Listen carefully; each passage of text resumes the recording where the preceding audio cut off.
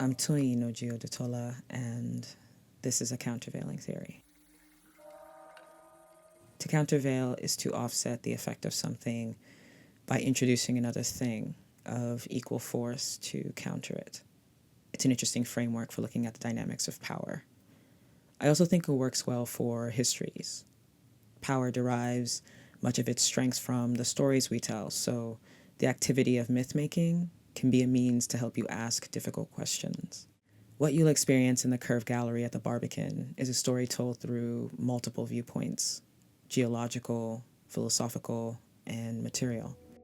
This is an investigation into mythology, and in doing so, it arrives at a place where a new kind of understanding can be introduced. You are experiencing an act, the acronym of the exhibition's title, A Countervailing Theory.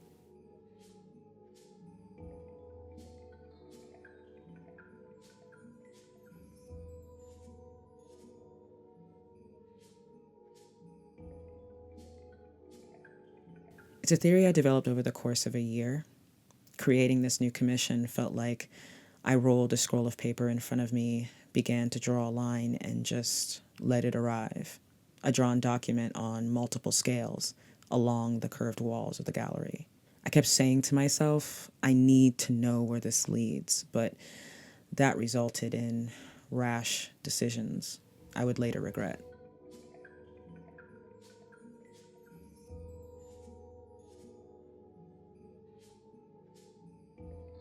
The method of writing blindly, then editing later wasn't an option.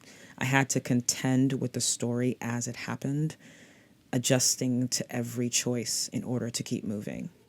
I struggled to find a reason for the lines I was drawing, which were imposed by restrictions of palette. The research involved helped to build the theory around this myth, and it took on its own story.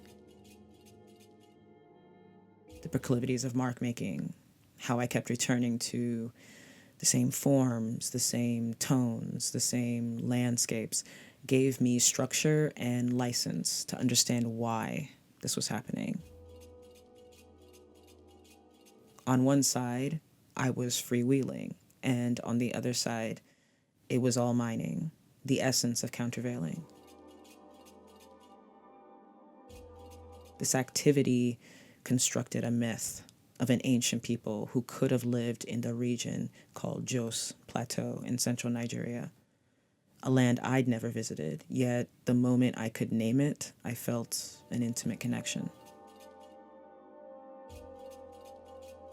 Meandering sounds carry you through this multi-layered theory as you engage with the parable of this ancient civilization and the decisions they made when posed with difficult questions.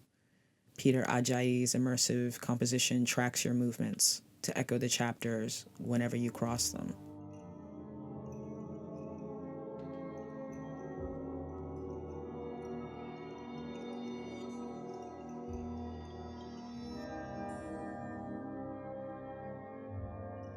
There are monochromatic gradations which extend beyond the works, structurally into the walls. Together, they chronicle the tale of Eshu rulers, who are a community of women warriors, and their manufactured Koba laborers, humanoid men who were created by the Eshu to serve them. Two classes of people who coexist within a striated system, a system so entrenched it's intrinsic to their life. There are many divisions between the Eshu and the Koba. They don't speak the same language. They don't value the same things. The idea of any cross-pollination between them seems impossible.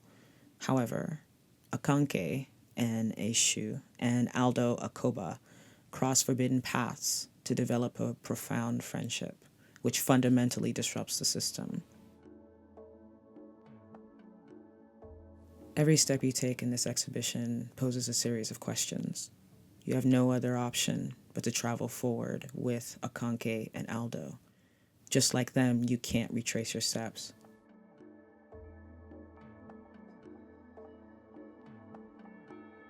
The parable ends in a place of uncertainty, predicated on the choices that they have made and the choices that you have made as you traveled with them.